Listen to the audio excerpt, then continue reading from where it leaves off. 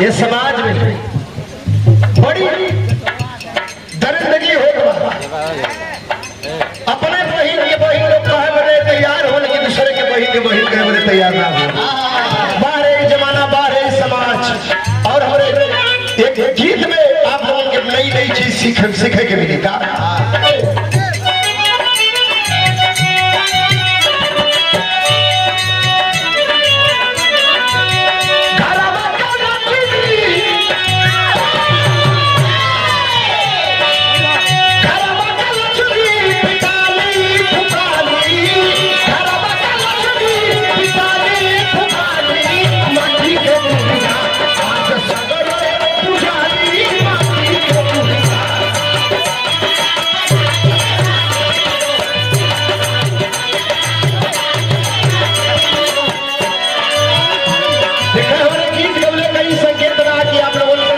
दुर्गा जी के मंदिर में मत जाए, दुर्गा जी के पंडाल में मत जाए, पूजा करे ना, ये हम मना करते हैं। लेकिन एक सीख घरे माई के 10 लाख पसंद हुआ, बाबू के मारत हुआ, बहनी जवन के पीटत हुआ, पीट के जाए के मेवा मिश्री दुर्गा जी के पंडाल में चढ़ेगा तो कोनो मतलब ना, वो माटी के बराबर हो जाएगा। यह संकेत है कवि जी का।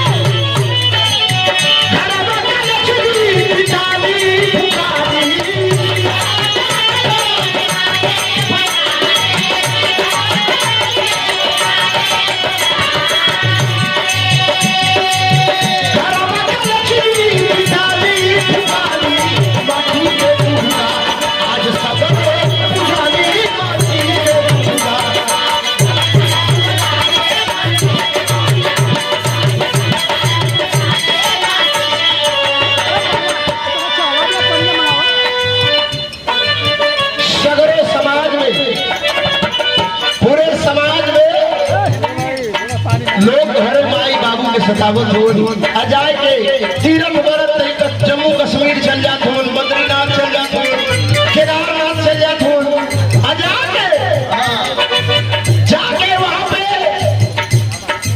5 दिन 10 दिन लगा के बकायदे स्टेटस खींच के, फोटो खींच के स्टेटस लगाओ कि हम फलाने बद्रीनाथ गलनी, केदारनाथ गलनी हो, वैष्णो देवी गलनी हो।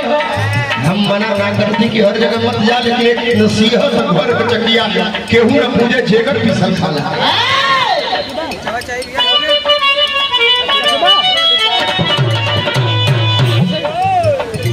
भाई से भाई आज सगरो लुटाता,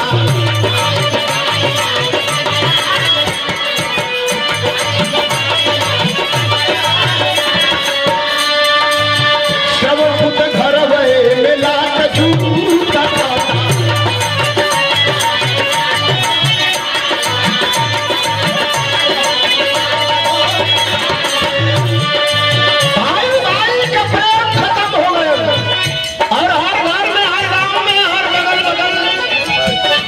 तैयार हो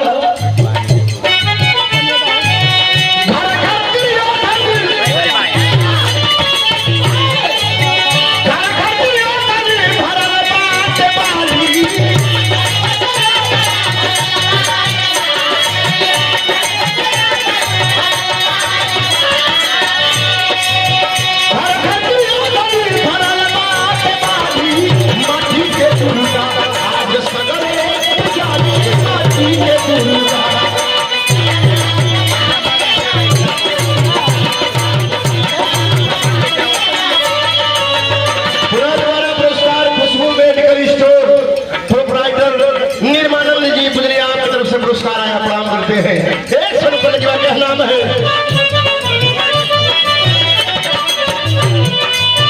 आजकल चारों ओर होता शिव चर्चा,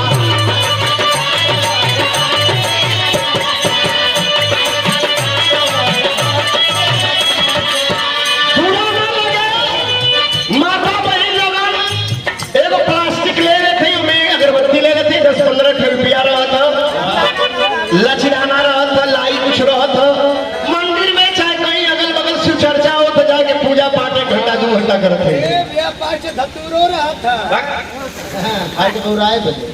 जाके पूजा पाठ करते, हम ना करते कि पूजा पाठ मत करा जाए, लेकिन एक नसीहत है आजकल चारों ओर होता शिव चर्चा।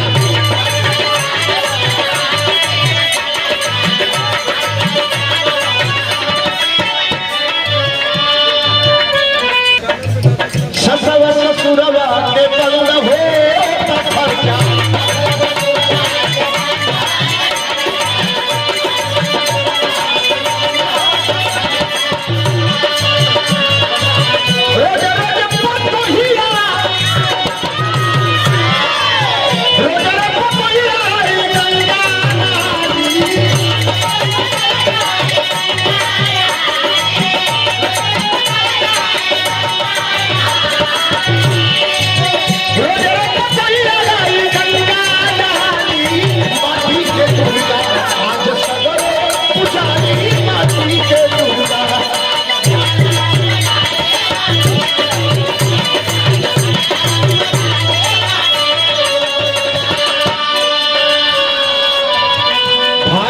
भाई के खत्म न हो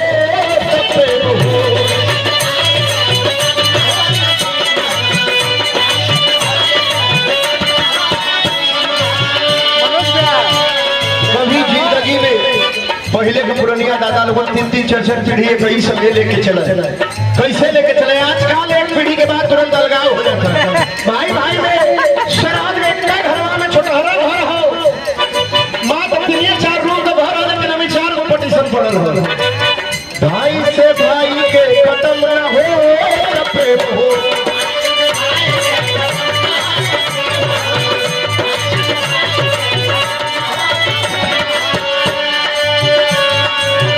चारों बहुरिया मिलके कई दे हो।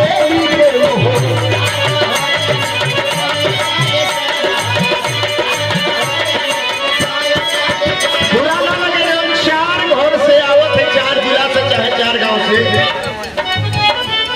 अक्सर हमारे घरे में दूध खातिर बड़ा मार हो गया। भाई के खत्म न हो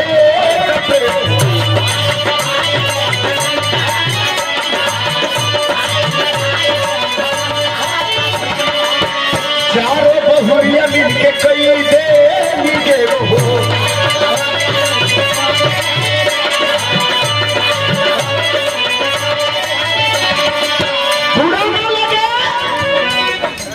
हमारे वो कैसे टाइम कलकत्ता में जो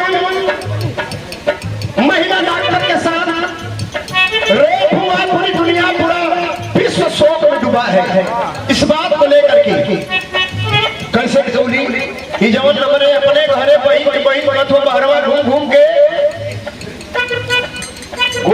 दोनों लड़के जाते हैं, बहन केहू के बहिना बेटी है, लेकिन अपने यहाँ इतना देखती है, इतना देखिए जब लोग कहीं निकल न जाए लगी कि अखिए से खा जाएगी, उन्होंने हम कुकुर को डर जाने लगी। कैसे बात